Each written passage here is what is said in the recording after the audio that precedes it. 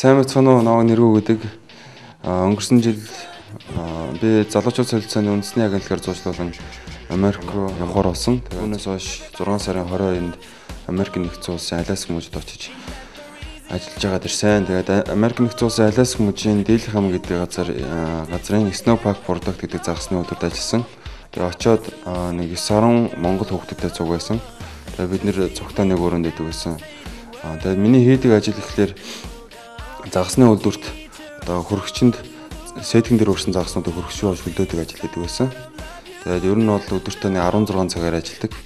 Загас ихтэй үед бол 16. Яг хоо заримдаа загас бага ирдэг үед өдөрт хамгийн доод 8 цагаар ажилладаг байсан. Тэгээд ер нь очсноос хойш ер нь маш олон улсын найз нөхдөд болсон. Тэгээд хэлтний түвшин маш их сайжирсан.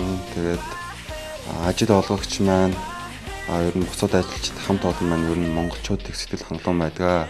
Ер нь Америк явсноос хойш хэлний түвшин дээшилсэн маш олон найз нөхдөд боллоо.